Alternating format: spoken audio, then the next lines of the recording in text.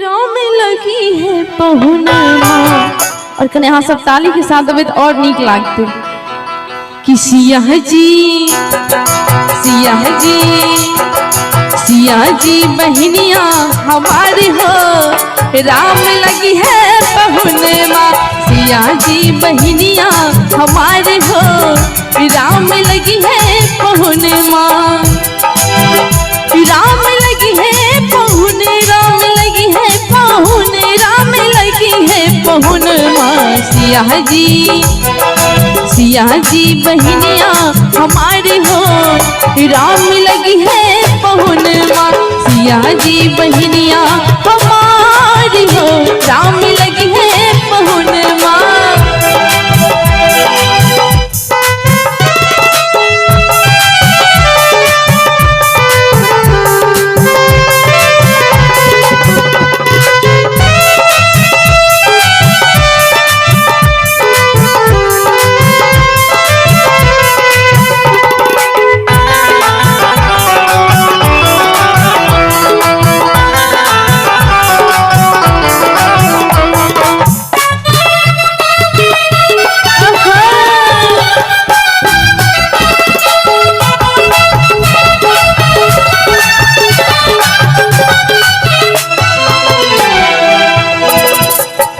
मिथिला के नाता सिया जी बहनिया, मिथिला के नाता,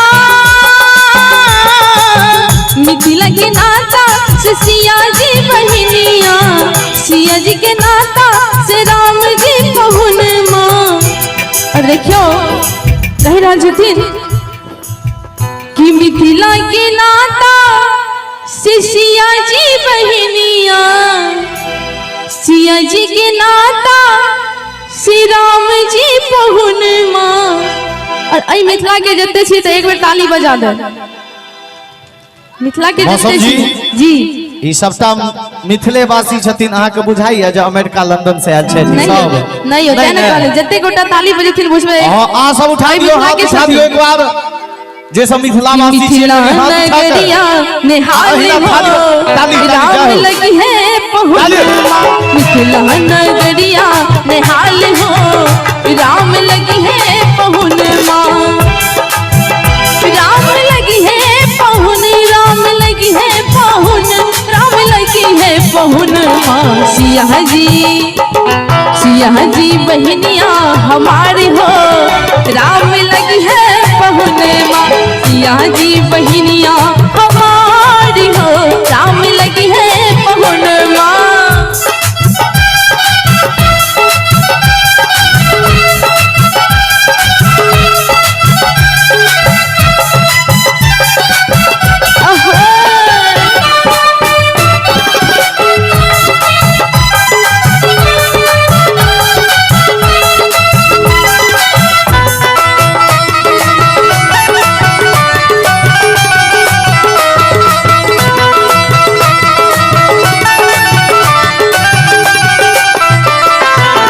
सरसों के फूल रंग सिया जी बहनिया, सरसों के फूल रंग,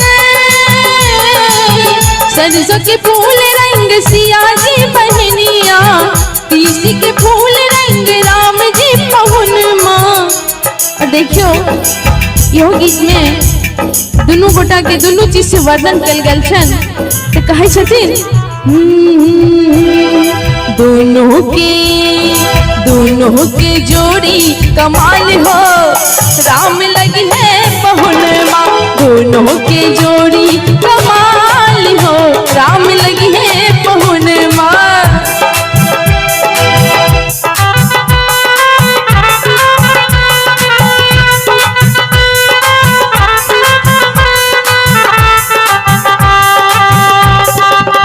क्या बात है।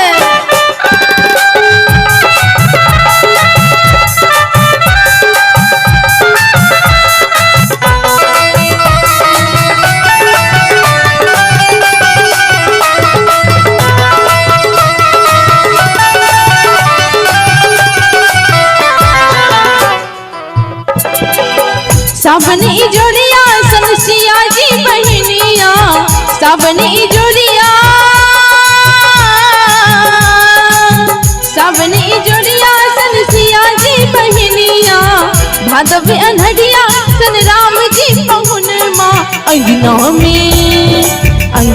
में ओकन ताली बजा दियो ना। अंगना में उगी गेलै चांद हो राम लगी है पहुन माँ अंगना में उगी गेलै चांद हो राम लगी है पहुन माँ।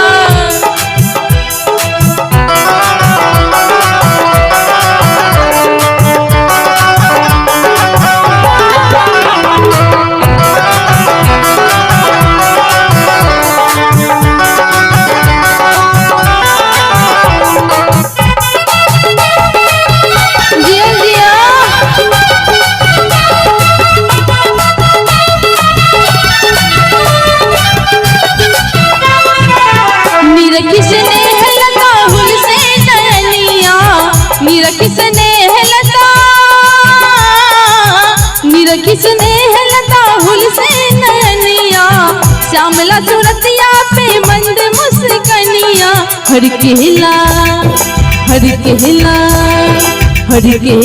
जियरा हमारी हो। और गीत के कनी लास्ट से कन थपड़ी बजा दियो सब गोटे कि हर केला जियरा हमारी हो